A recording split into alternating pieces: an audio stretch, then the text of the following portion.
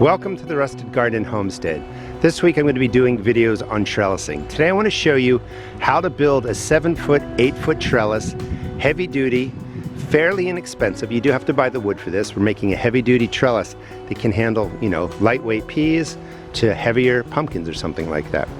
You're going to need 6 2x4x8s, 2 hinges. These are 6-inch T-hinges. If you're making like a trellis in this design, you can make this as small as you want, but we're going to go big with this one.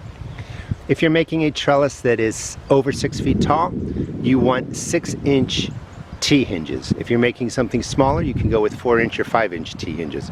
You're going to need 1.5-inch screws. This is what we're going to be building today. It is a massive trellis, and right now it's extended pretty wide, but it can go even wider, so it's a little bit lower to the ground. You can close it up, it'll be taller. If you watch the video, I'll show you how I set it up in a couple of different ways. Strung up in different ways for trellising. It's lightweight because it's not made out of pressure treated lumber. If you get pressure treated lumber, it's going to be a lot heavier. But one person can manage this, 2 people can certainly manage it, and it's just really, really sturdy. It's an easy build for about 40 bucks. 3-inch screws just to put it together. I'm going to show you how to assemble this and make it, fairly quickly.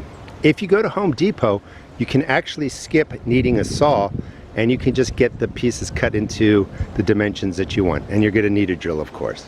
This will be the height of your trellis, and the height will vary depending on how wide you open it up and where you use it in your garden. Most important thing for the hinges, and these are door hinges, by the way. You can buy more expensive hinges that will fit these boards. Instead of the plate going this way, it would be longer, but they are more expensive. When setting this up, you just want to have a gap that's wide enough to fit this cylinder, and then you're going to screw it down. Pretty straightforward, and that's going to be strong enough to support these boards and to build your trellis. That's all you need. Again, you can buy hinges that fit a 2x4x8. When it's done, let's see if I can do this with one hand. It's going to lift up just like that. So this design can go on the outside of metal raised beds just like this one I built. Built this one about 3 years ago. It's more expensive because it was deck railing. Instead of using wood through the middle, which makes it very heavy, we're going to put screws down the posts, and we're going to just use wire or string to crisscross. You could do that if you want, but it does get pretty heavy. If you're going to put it into a lower type bed like this, when it's framed out, if it's going to go this way, it really doesn't matter because it's not going to be as wide as this whole bed. But if you're going to put it this way and you're going to have one panel facing south, this is where my south is behind me, you do want to measure the inside just so that when you set it in there, it's not hitting the wood frame. So about 1 inch, a little bit in, and then I measure all the way across. It's going to be 43 inches, and that's what I'm going to do. Just in case I want to put it this way in the bed, this way in the bed, or outside, 43 inches isn't going to affect any of that design. This way I can use it wherever I want. Just FYI, when you buy 2x4x8s, they're not all uniform, so this is not going to be perfect. What you want to do is I like to start at the top. The hinges are on the underside. You could put the board on either side, but I prefer to put it on the inside of the trellis. Again, if you get a hinge that goes down this way, it's going to be more expensive, but it will be sturdier. Measure down, I'd go about 8 inches from the top. Same thing on the other side. And then I just line the board up along that line, make sure everything's flush. Mostly looks like a 90-degree angle, and then I'm going to put in 1, 2, let me do that again, 1, 2, 3 screws for stability, and I will do that at the bottom. Here's a tip that I think is really useful. On one side we put in the 3 screws for strength, and then we come down to this side. We're just going to put 1 screw in there for now. Everything is, mostly leveled out, but because it's only 1 screw, the 2x4 going all the way down will be able to wiggle left and right, and that's important because these boards aren't perfect, and then when I come down here and set up my measurements, I'll be able to wiggle this so that it'll be nice and flush to here. It'll be flush on the other side, and then I come back and I put in the rest of the screws. Other tips to keep in mind, because this is a mistake a lot of people make, we're going 8 inches from here. At the bottoms I went 6 inches. It really doesn't matter, pick the number you want. But we go 8 inches down, we draw a line there. We go 8 inches down, we draw a line there. The mark is on the top of the board. Sometimes people get confused and then they put this side of the board on top of here, and it's just not going to be uniform. So you want to just make sure the top of the board is there, top of the board is there, and it's uniform. It's real easy to get confused and move this piece level with this, and then you have a board that's a little bit higher. And again, please follow me. I'll be doing a whole series on trellising over the next couple of weeks. The next step is to put in screws so that you can put your string on here. It could be jute, could be metal wire, and I think these are 1.5 inch screws. You want them to go in a good inch, leaving a little bit of a space. I did every 6 inches. I originally was going to do something smaller.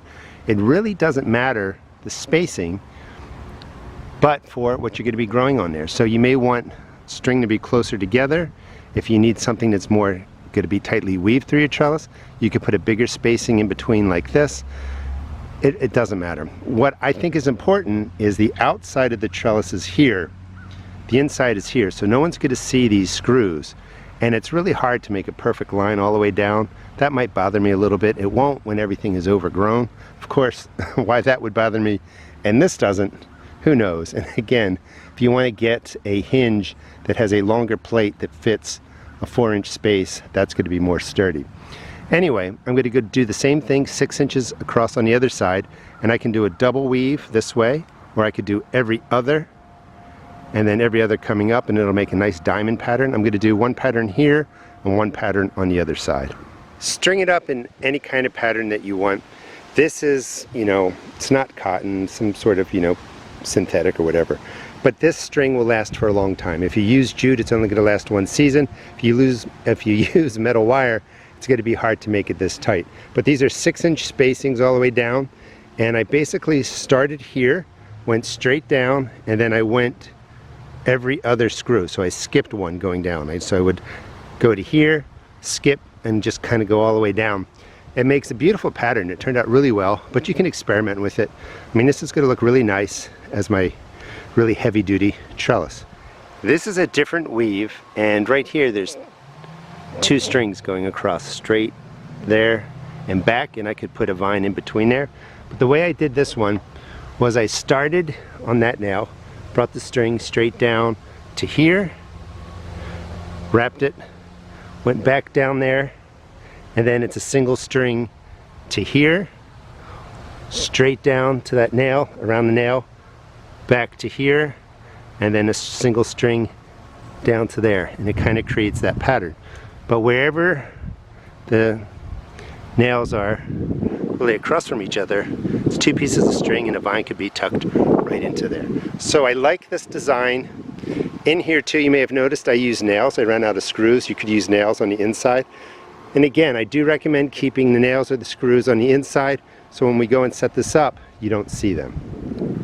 I put it on its side. It's ready to be closed up and moved. Now, looks beautiful. Very nice. Very nice, right? Except I had the frame flipped the wrong way. So the inner part is all the nice piece of wood. What do I mean by that? I didn't want all those screws showing. So no worries. If you screw up like I did, you can just take the hinges off and then put them on the other side, and everything will be just fine. It can be used just like this. Now, everything minus the screws, it was $40 for the hinges and for the pieces of wood that you saw in the beginning. Screws, you have to spend a little bit of money on them, but you're going to have them for a while, so you're going to be able to use them, throughout the years. But only 40 bucks. Look how tall it is. The panel right there, or I'm sorry, the shelving right there is about $15 each. That's $30. That's to get the same amount of height. I grow beans up that. But this is just really, really beautiful. Here's another way you can use it. Of course, it's in my path, so you wouldn't do that. But you can see how wide it can get. It can really be spread out so that you get a lower angle, a little easier to tend to depending on your height. But that is it's just very versatile, very tall, and you can use it in so many different ways. Now, it's not leveled off. You would want to do that. This is the frame on the inside of a 4-foot by 8-foot raised bed. So it really doesn't matter the width, because you can go all the way down to 8 feet. It looks pretty good. My western southern sun is right here. That would let sun inside. I'll be talking more about this in my trellising videos. and it's hard to see the string here, but it looks really, really cool. I mean, this will be really nice. Maybe I'll keep it here. I really like this build. This is going the opposite way in that bed. The southern sun, western sun's behind me again. This panel would block off whatever's growing underneath of it. This way you could extend the season for your cool crops, you know, come June, July, because whatever you're growing on there is going to keep that soil cooler. I really like the design. It's not leveled off, of course, but you would level it off. If you're worried about it falling over, you could just put a post in next to it, tie it to the post. That will give it some extra security. But I really think this is a nice build. Again, the hinges in the wood, about 40 bucks. You'll have to buy screws, and then you'll need, you know, string or something like that, wire, whatever you want to do. But I really like it, and it is light enough because it's not pressure treated that I was able to move it around. I had to drag it a little bit, but two people could set this up wherever they want. Thanks so much for watching. Please check out my seed shop at therustedgarden.com, and please subscribe. I'll be doing a whole series over the next couple of weeks on trellising and growing vertically. Thanks for watching.